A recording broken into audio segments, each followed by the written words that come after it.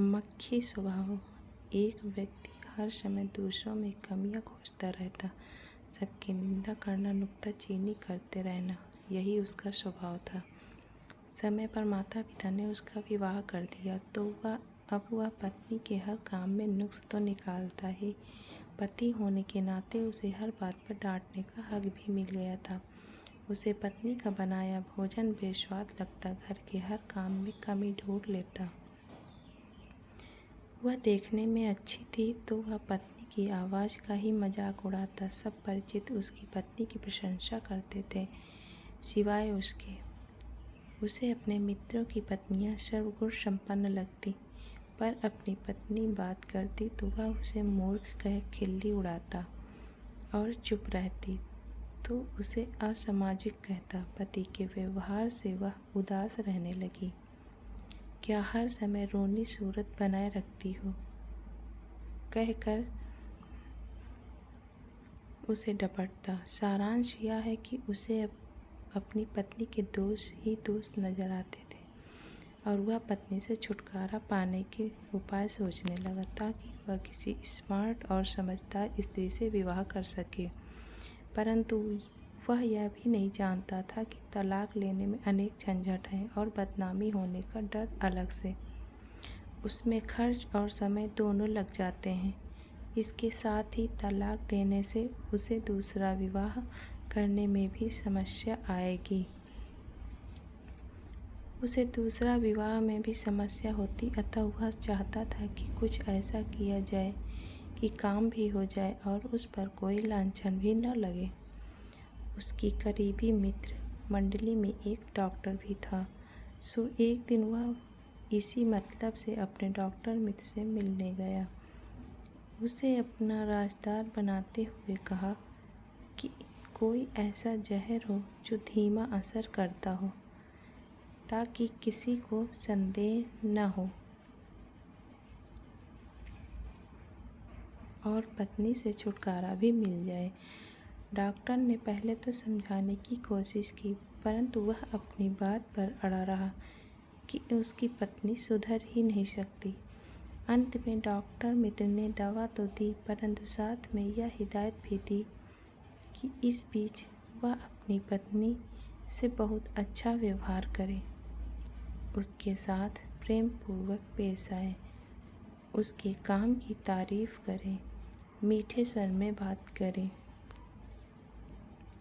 कभी उसे घुमाने ले जाए और कभी उसके लिए उपहार ले आए ताकि किसी को भी उस पर शक न हो।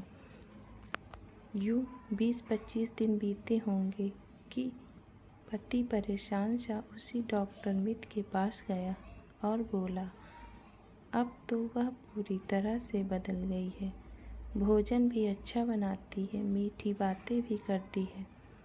हम एक संग सिनेमा देखने गए और 4 दिन के लिए शिमला भी गए। बहुत आनंद आया। ऐसी पत्नी ही तो मैं चाहता हूँ। मैं उसे किसी भी हालत में खोना नहीं चाहता। मेहरबानी करके कोई ऐसी दवा दो जिससे कि उसके अंदर गए हुए जहर का असर खत्म हो जाए। वह अपने डॉक्टर मित्र से मिन्नत करने लगा। इस बात पर डॉक्टर ने राज खोलते हुए बताया कि जो दवा उसने दी थी वह वास्तव में जहर था ही नहीं, बल्कि ताकत का पाउडर था। अतः तुम बेफिक्र रहो, तुम्हारी पत्नी को कुछ नहीं होगा। तुम्हें उसमें जो इतने नुक्स नज़र आते थे, दरअसल वह सब तुम्हारे अपने नज़रिए के कारण ही था। हम सब मित्र तो पहले से ही उनके गुणों से प्रभावित थे। तुम उससे हमेशा दुर्व्यवहार करते थे, तभी वह अप्रसन्न रहती थी। हमेशा की डांट फटकार के कारण चिड़चिड़ापन आ गया था उसमें। तुम्हारे बुरे व्यवहार के कारण वह दुखी रहती थी। बिना कारण उस पर चिल्लाते थे तो वह भी कभी तो उत्तर देगी ही। अतः बदलने की ज़रूरत उससे अधिक तुम्हें है। स्वयं देख लो, जब से तुम उसके साथ प्यार का व्यवहार करने लगे हो तो तुम्हें उसकी अच्छाइयाँ नज़र आने लगी हैं और वह भी अब प्रसन्न रहने लगी है। वास्तव में बदली वह नहीं, तुम बदल गए हो। तुम्हारी सोच बदल गई है और वही पत्नी अब तुम्हें अच्छी लगने लगी है। यहाँ मेरा आशय यह नहीं कि सिर्फ पति ही नुक्स निकालने की कला में माहिर होते हैं, पत्नियाँ नहीं। पर हाँ, पुरुष प्रधान समाज होने के नाते हमारे समाज में पुरुष का पक्ष ऊपर रहता है। चाहे तो आप यहाँ पति पत्नी की जगह को अदल बदल कर भी रख सकते हैं।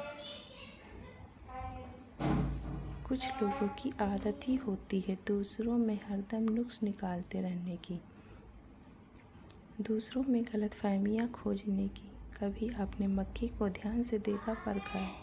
वह किसी उपवन में जाएगी तो फूलों को नहीं निहारेगी, सुगंध की तरफ आकर्षित नहीं होगी, बल्कि इधर उधर किसी कचरे के ढेर को तलाशेगी और दुर्गंध का पीछा करती सीधे वहीं पहुंच जाएगी। हम मनुष्य हैं, दूसरों की गलतियां ही ढूंढते रहने से आप अगले की ज़िंदगी तो खराब करते ही हैं, साथ में अपना भी नुकसान करते हैं। धन्यवाद। आपको ये कहानी कैसी लगी कमेंट में बताएं, लाइक करें, प्लीज़ सब्सक्राइब करें। Thank you.